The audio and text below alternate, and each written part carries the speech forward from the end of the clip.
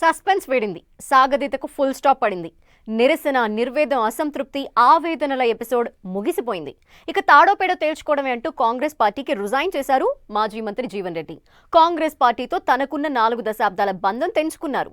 తాను పడ్డ మానసిక వేదనని వ్యక్తం చేస్తూ ఏకంగా సీఎం రేవంత్ టార్గెట్ గానే జనం బాట పడతానని చెప్పేశారు. జీవన్ రెడ్డి నెక్స్ట్ స్టెప్ ఏంటి? రేవంత్ని గద్దె దించడమే పెద్దాయన టార్గెటా? ఉత్తర తెలంగాణ జిల్లాల్లో జీవన్ రెడ్డి ఎఫెక్ట్ ఎంత?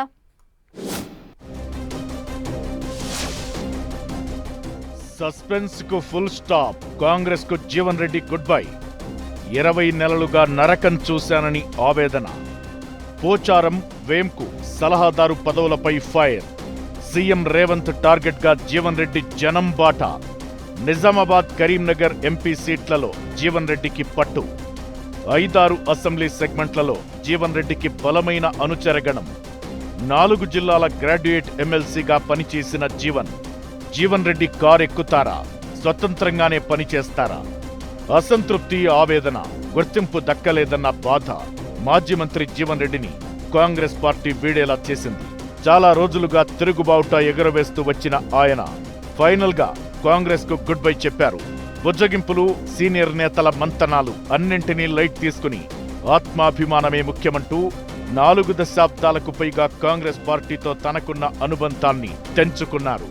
ఏఐసీసీ చీఫ్ మల్లికార్జున ఖర్గేకు రాజీనామా లేఖ పంపారు. జగిత్యాలలో కాంగ్రెస్ పార్టీ కార్యకర్తలు తన అనుచరులతో ప్రత్యేక సమావేశం నిర్వహించి వారి సమక్షంలోనే రాజీనామా చేస్తున్నట్లు ప్రకటించారు.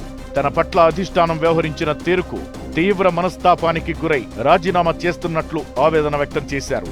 40 సంవత్సరాలకు పైగా కాంగ్రెస్ పార్టీలో కొనసాగుతూ పార్టీకి అండదండగా ఉన్న తనను కాదని బీఆర్ఎస్ ఎమ్మెల్యే సంజయ్ కుమార్ ను పార్టీలోకి చేర్చుకోవడం, ఆయనకు ప్రయారిటీ ఇవ్వడాన్ని తట్టుకోలేకపోయారు.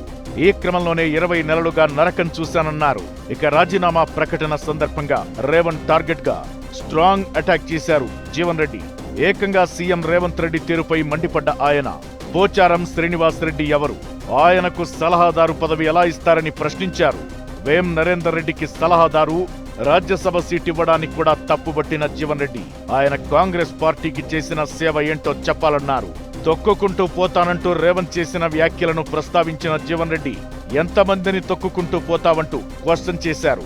దానం నాగేందర్ బీఆర్ఎస్ ఎమ్మెల్యేగా ఉండి కాంగ్రెస్ ఎంపీగా పోటీ చేయడం దేనికి సంకేతమో చెప్పాలని, సికింద్రాబాద్, మహబూబ్ నగర్ ఎంపీ సీట్లు ఓడిపోవడానికి రేవంత్ నిర్ణయాలు ఓ కారణమంటూ విమర్శల దాడి చేశారు జీవన్ రెడ్డి. వాస్తవానికి తన సీనియారిటీకి తగిన గుర్తింపు దక్కట్లేదని ఫీల్ అవుతూ వస్తున్నారు జీవన్ రెడ్డి. కానీ ఆయన్ను కాంగ్రెస్ పెద్దలు లైట్ తీసుకోవడంతో పెద్ద ఆయన కూడా తన దారి తాను చూసుకోవాలని హస్తం పార్టీకి గుడ్ బై చెప్పేశారు. ఈ క్రమంలోనే ఆయనకు బుజ్జగింపులు మొదలయ్యాయి. కానీ వన్స్ డెసిషన్ తీసుకున్నాక నో చేంజ్ అన్నట్లుగా పార్టీని వీడారు. అయితే జీవన్ రెడ్డి రాజీనామాతో ఉమ్మడి నిజామాబాద్, కరీంనగర్ జిల్లాల్లో పొలిటికల్ ఈక్వేషన్స్ ఎలా ఉండబోతున్నాయన్న చర్చ జరుగుతోంది. జీవన్ రెడ్డికి ఈ 2 పార్లమెంట్ సెగ్మెంట్లలో బలముంది. వ్యక్తిగతంగా మంచి పేరుంది. నాన్ కరప్ట్ లీడర్ గా, సీనియర్ మోస్ట్ నేతగా ఆయనకు రికగ్నైజేషన్ ఉంది.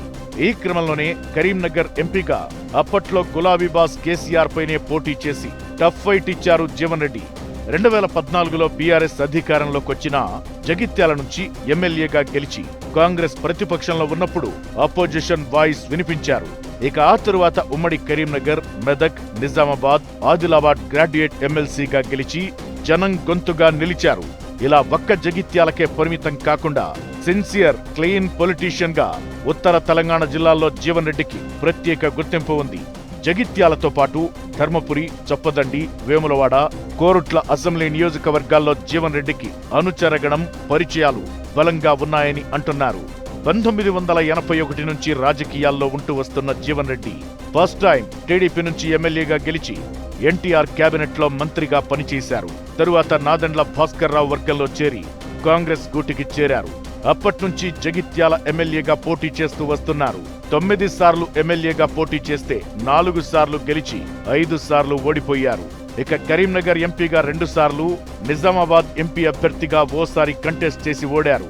గ్రాడ్యుయేట్ ఎమ్మెల్సీగా పోటీ చేసి గెలిచారు.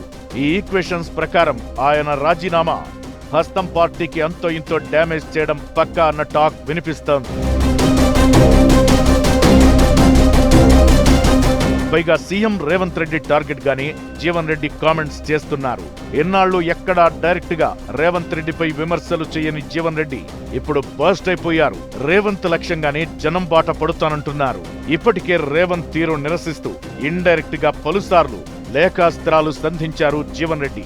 పార్టీ ఫిరాయింపులు, కాళేశ్వరం ప్రాజెక్టు విషయంలో రేవంత్ తీరును బహిరంగ లేఖల ద్వారా ఎక్స్పోజ్ చేసే ప్రయత్నం చేశారు. ఇప్పుడు కాంగ్రెస్ తో బంధాన్ని తెంచుకున్న జీవన్ రెడ్డి ఇక ఫ్రీ బర్డ్ అయిపోయారు. తనకు అన్యాయం జరగడానికి రేవంతే కారణమని భావిస్తున్న జీవన్ రెడ్డి ఆయన టార్గెట్ గానే బాణాలు ఎక్కుపెట్టే అవకాశాలు కనిపిస్తున్నాయి.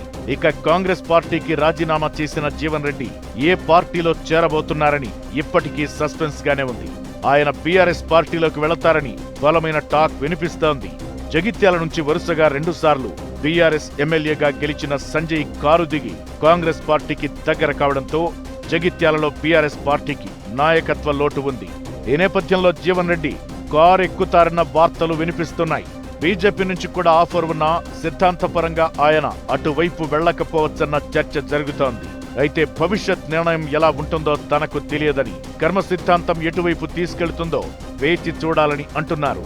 జీవన్ రెడ్డి ఏ పార్టీలోకి వెళతారన్నది అలా ఉంచితే ఆయన టార్గెట్ సీఎం రేవంత్ రెడ్డి అన్నది రాజీనామా ప్రకటన సందర్భంగా చేసిన వ్యాఖ్యలతో తేలిపోయింది.